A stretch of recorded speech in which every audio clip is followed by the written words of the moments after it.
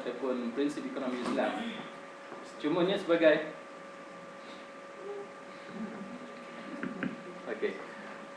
cumanya kita sebagai student yang terpilih ni, kan, kita diajar supaya tidak spoon feed everything, betul tak?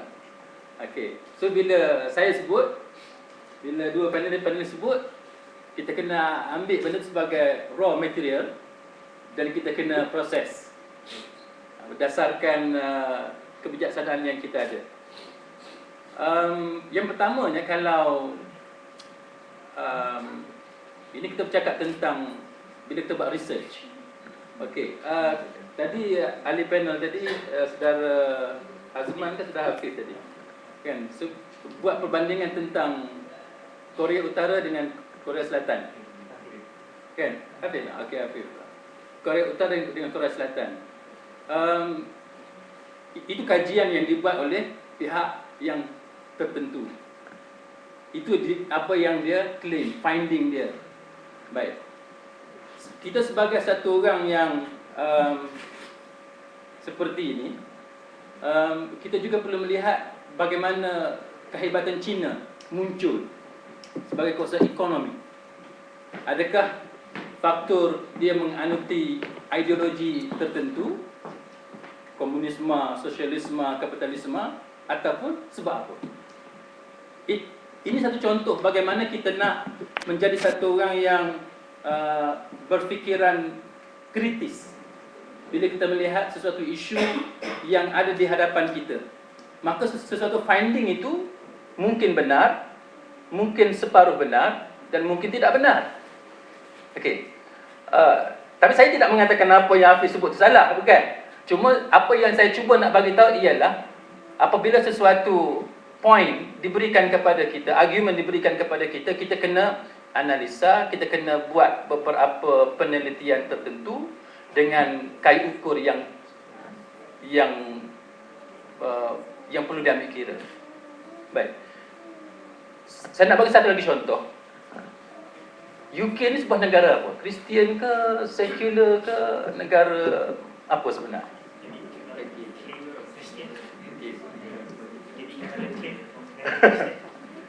Okey. Sekiranya di Durham, land of Prince Bishop, saya datang dari Durham, land of Prince Bishop, kan? Kalau kita nak beli bangunan church, gereja untuk buat masjid, tak boleh. Sebab mereka claim itu sebagai tanah Kristian. Faham, Tapi adakah mereka itu Kristian? Adakah mereka itu Kristian? Itu yang kita kena fikir balik. Adakah mereka Kristian? Amerika, dia sekular.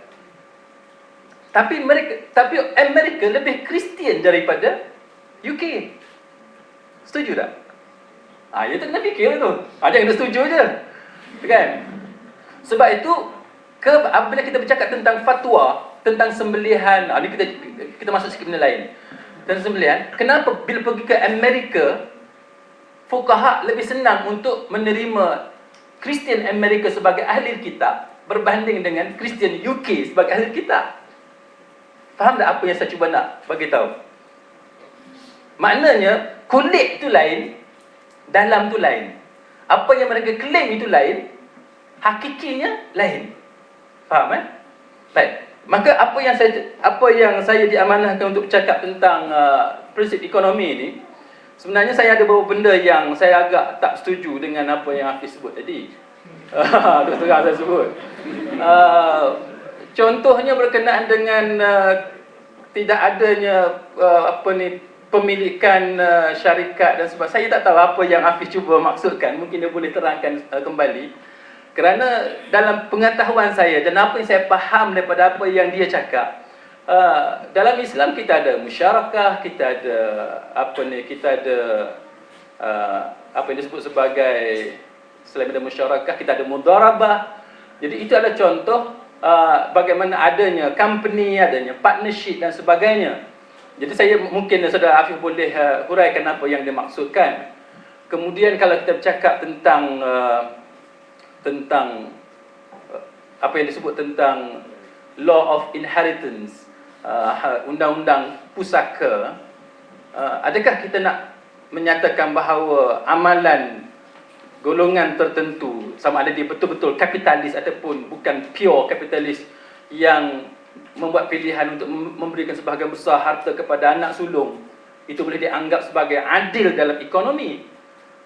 Ataupun kita mengatakan bahawa undang-undang pusaka Islam yang lebih adil dari sudut survival sesebuah ahli masyarakat dengan pembahagian yang adil berdasarkan kepada kait ukur yang tertentu.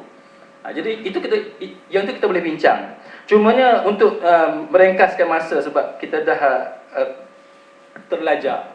Yang dikatakan sistem ekonomi Islam sebenarnya tidak ada satu sistem yang kita kata secara teratur dalam mengikut kefahaman kita yang sebenar. Sebab dalam sistem ekonomi Islam yang kita kena faham ialah dia bertitik tolak daripada al-aslu fil asya al-ibahah.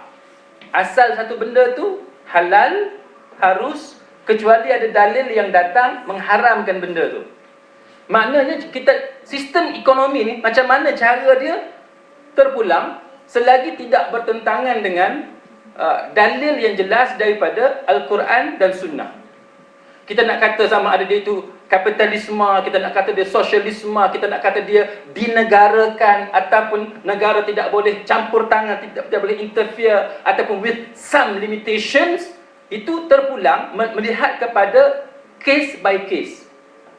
Baik, maka kalau kita nak kata di mana kedudukan Islam ni, kita mengatakan Islam ni satu kedudukan di mana ya mungkin dia boleh meraihkan beberapa elemen tertentu yang ada dalam dalam penganut sosialis ataupun yang kita kata sebagai ideologi sosialisme yang ekstrim ke belah kanan lah kita kata, ataupun kapitalisme yang agak ekstrim terlalu ke belah kiri kita kata. Tapi Islam dia datang dengan satu package yang mana dia sesuatu benda tu harus, tetapi dia melihat kepada beberapa perkara tertentu dengan dalil yang jelas. Baik, contoh